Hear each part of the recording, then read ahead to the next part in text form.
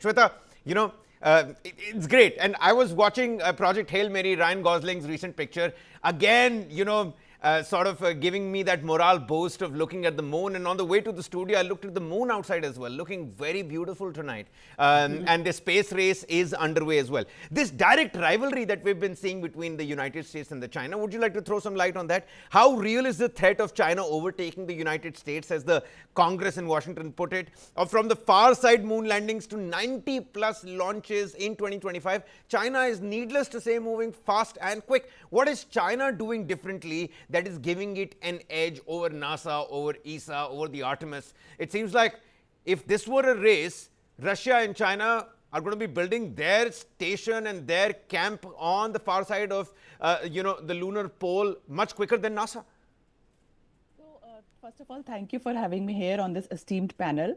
As you rightly said, that we are in an era of space race 2, and we have seen the space race 1 when it was dominated by the USA and the USSR, and we all know that how it led to so many discoveries as well as a very intense battle in space.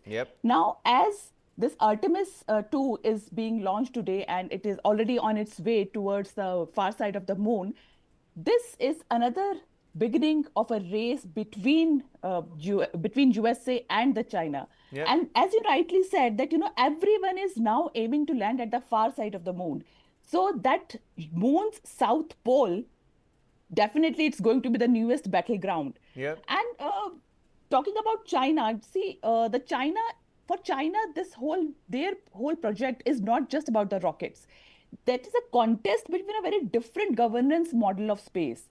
The US emphasized commercialized partnership with companies led by Elon Musk, Space Blue, or even the Blue SpaceX and the Blue Origin coming on in the picture, whereas China is totally utilizing its highly efficient state-driven military technology. So these are very two different approach they are taking in this battle to space. But what is the most interesting fact is that the whole race, somewhere our India's mission to the south pole of the moon, it has actually created a gold map for all the world countries who are into this race now. So that remains a very, very interesting and a strategic real state point, which is going to be there. And it's too early to say, but let's see how USA and China actually takes it up ahead. 2028 is when NASA plans to land its boots on the ground, and 2030 is when China plans to do so.